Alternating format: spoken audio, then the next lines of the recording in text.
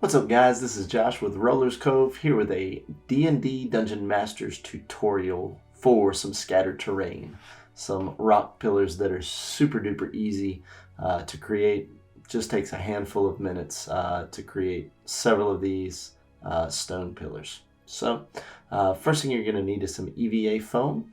You're going to need a utility knife and some kind of self-healing mat with a 1" by 1" grid. That will help you to cut these pieces down. You need about 5 pieces depending on how thick your EVA foam is. And you will stack those one on top of the other with a little hot glue in between. You're also going to want a wooden piece of some sort, some kind of anchor or base for it so that it sets on the table nice and even. So then you just glue those, stack them on top of each other with the hot glue in between.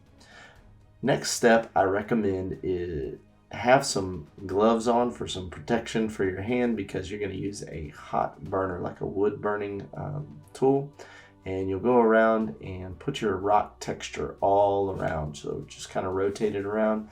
And I recommend burning right in the seams where the EVA foam meets to kind of disguise that these pieces have been glued together, and just rotate all the way around.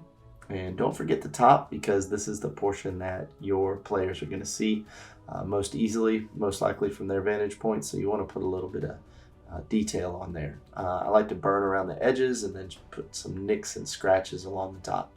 And probably take you about 3 or 4 minutes to make each one of these. So for about 20-30 minutes, you've got some good scattered terrain that can be used in a lot of different play scenarios in game. So alright, there's a quick and easy tutorial for you guys. If you like the video, please make sure to hit that thumbs up button and don't forget to subscribe, hit the alerts, and all those good things. Alright, until next time, have a great day.